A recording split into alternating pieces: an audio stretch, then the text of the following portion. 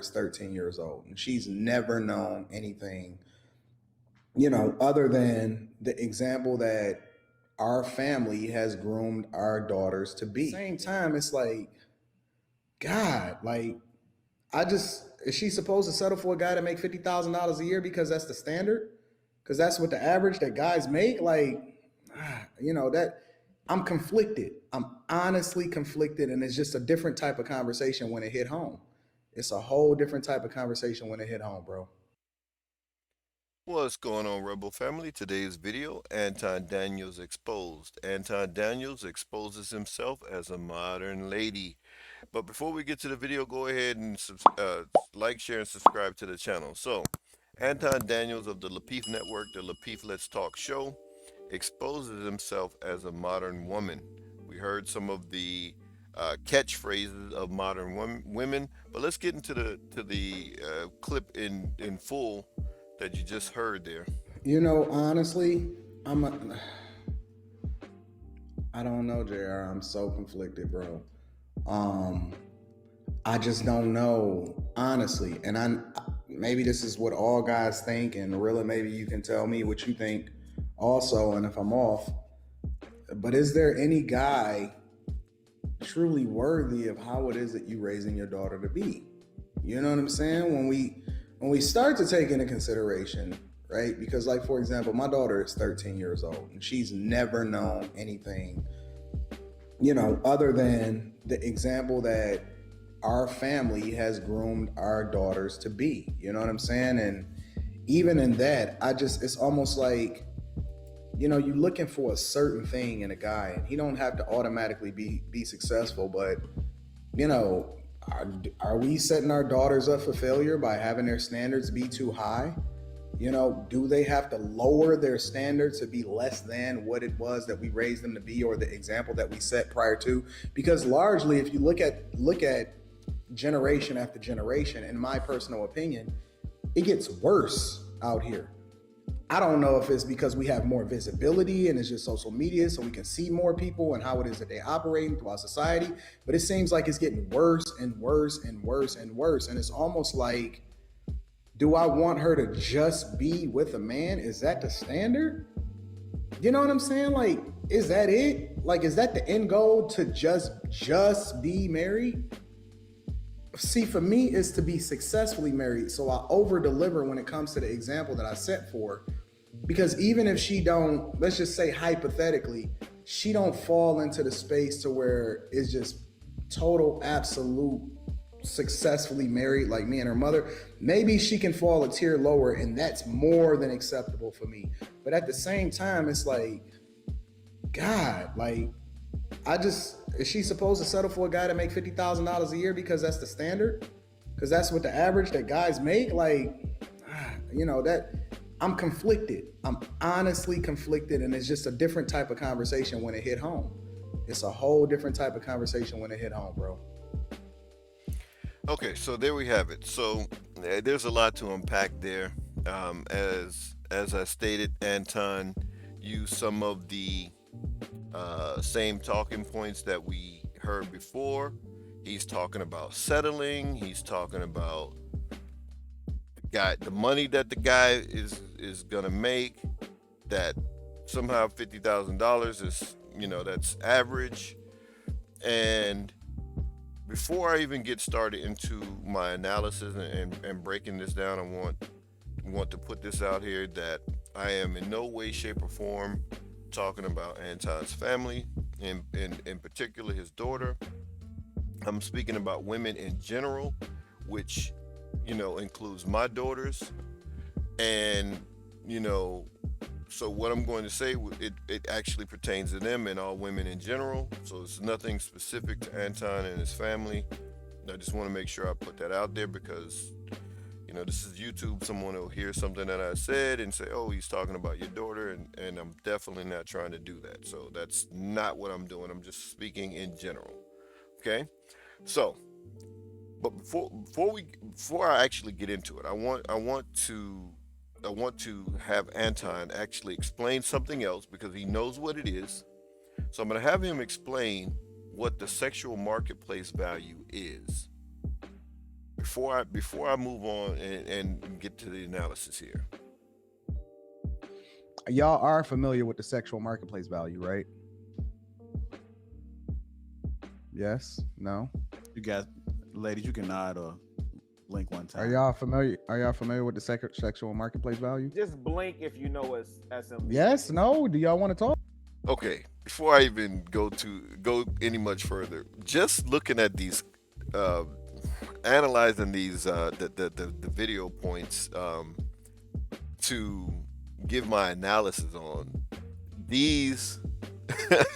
I mean, I don't see how these guys can take dealing with the three of them. I have a friend. All of them fit this category. Angry, nasty woman. Tell him, Jesse.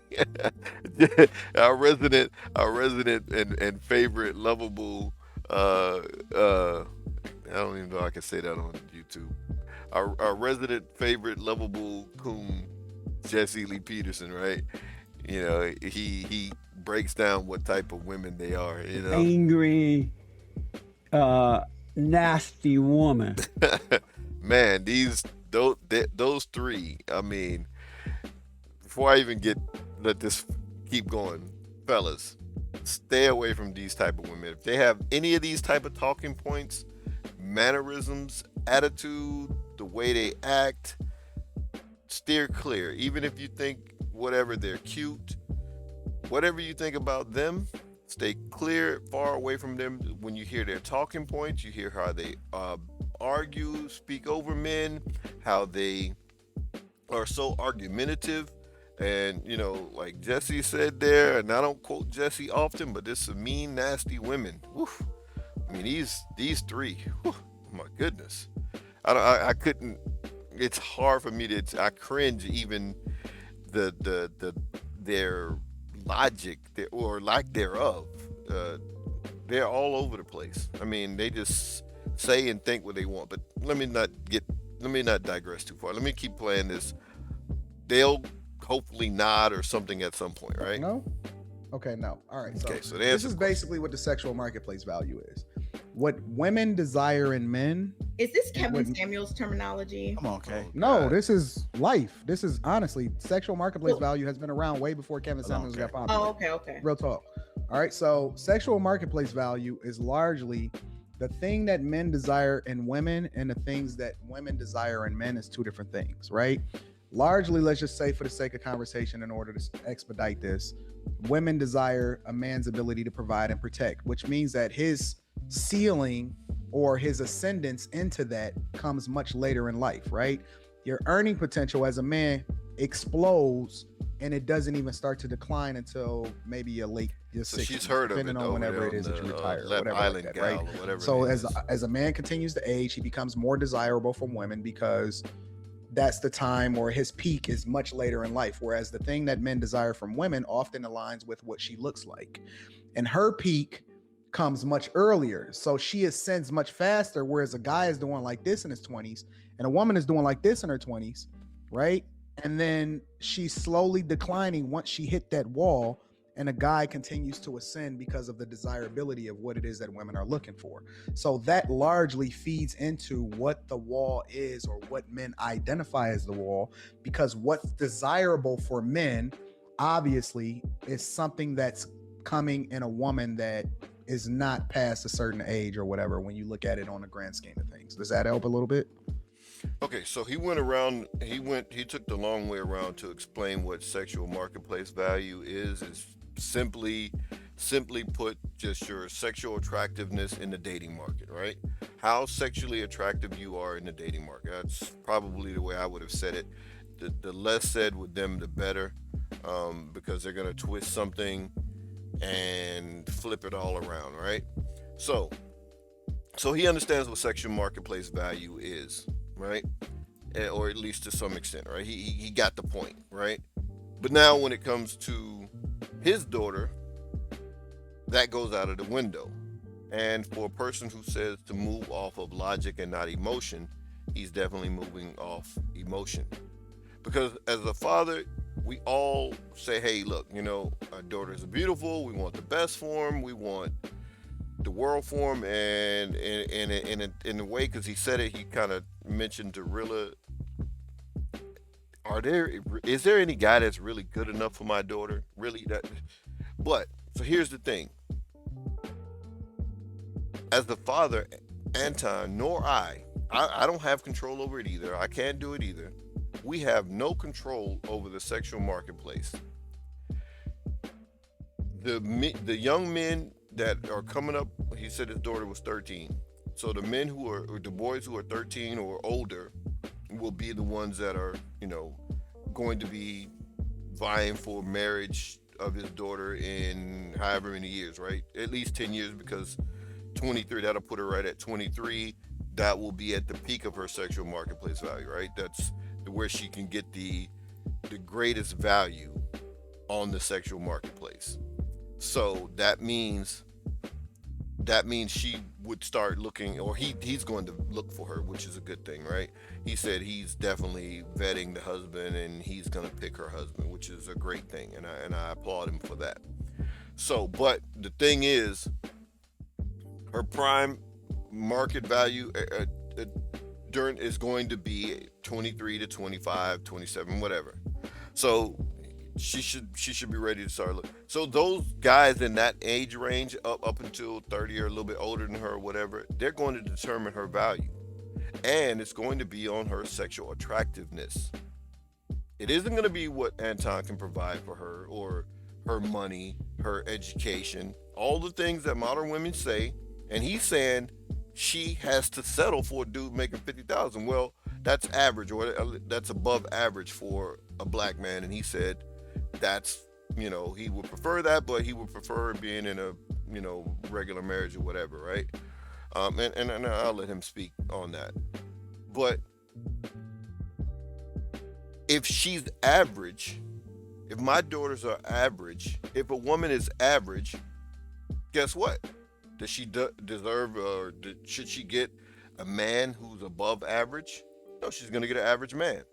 So even when he said date outside the race, the average white man makes, guess what? $50,000. The average black man makes $42,000. So if his daughter is average, and Anton doesn't get to define that, as much as he wants to be in control, the men who will be in the dating market at that time, they will determine her value. If she's average, they will determine that value for her. If she's above average, if she's 8, 9, 10 on the sexual attractiveness scale, then she can pull that, above average man. But if she's not, if she's in the average range, she's not settling if she gets an average guy. That's her sexual marketplace value. And Anton, see, that's why I let him define it. But let's jump into something else that Anton said here. But the question I want to ask you is, if you would rather have your daughter, hypothetically, so don't say like, oh, this would never happen. Hypothetically, would you rather have your daughter be in just like a so-so marriage, or would you rather, if it can't be great or it can't be like super successful, she could just be alone? Which one would you pick? I would pick option 3. And option No, it's supposed to be hypothetical. It's a hypothetical. Okay, so I'm gonna answer your question. Okay, try. I mean, I give all the context. First time I saw them smile at you. Between like a just, I would pick a You pick a what? Rita's laughing. I would pick her to be in a so-so relationship, right? Just for the sake of answering your question. Okay. But option 3 for me, and I don't believe in staying on code, is that I would prefer for her to marry outside of her race. You would prefer? Yeah, let me say it. So he doesn't want her to be in a so-so marriage. He would prefer her to marry outside of a race if she can get somebody. But guess what? If he's cool with Kev, he talks to Kev all the time. I've heard Kev say it. I haven't listened to Kevin Samuels in a minute, but I've heard him say it. So if he believes all the stuff that Kevin Samuels is saying and so forth, that the higher men get in terms of economics, the more race loyal they become. So he wants this high value guy for his daughter, and he doesn't care if they're white. they're going to be more race loyal the higher economically they go.